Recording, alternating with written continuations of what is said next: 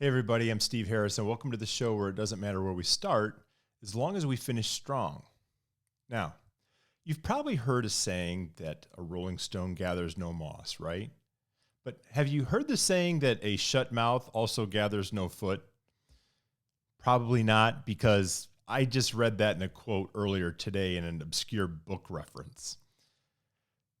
There's an old story about a little girl whose mother taught her a valuable lesson. I want to share this with you. One day, when this little girl was about 8 years old, she was playing outside next to an open window. Inside the house, her mother was talking to a next door neighbor lady. Let's call her Mrs. Brown just for the sake of a name. Mrs. Brown was confiding in a personal problem to this little girl's mother.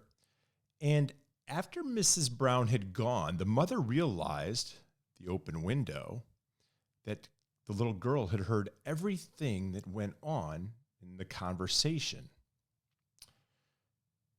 The mother called the little girl inside the house, and she said this, and actually asked this question. If Mrs. Brown had left her purse here today, would we feel the need to give it to anyone else other than give it back to Mrs. Brown? The little girl thought for a moment, and she thought, well, of course not. That doesn't make sense. Her mother actually went on and explained that if Mrs. Brown left something more precious than her purse, which she did, she left a story behind that was maybe personal. It could have made people unhappy if it was shared. That story, the mother continued, is not ours to give to anyone else.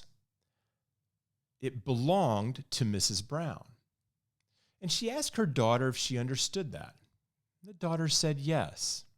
From that day forward, the little girl understood that whenever a friend confided in her, or maybe even engaged carelessly in random gossip that wasn't meant for other ears, that it just wasn't meant to give to anyone else, it stopped with that girl.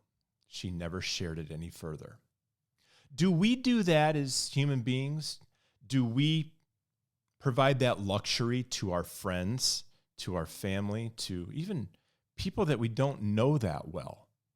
Especially when the story does not belong to us. Because I understand the human tendency, and the human tendency is to want to be the one that's in the know.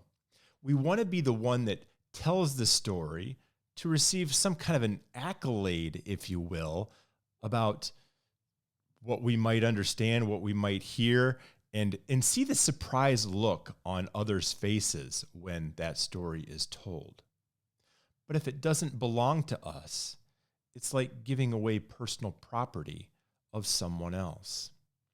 It's not the right thing to do. So while it's human behavior, I encourage you not to get caught up in helping that story get legs, not helping it go any further than it needs to. And certainly honoring that commitment as a friend, a family member, or even a community member or a person of faith, that the story stops with you as it's not yours to share. And as my good friend and mentor always tells me, pray hard and finish strong. We'll see you guys.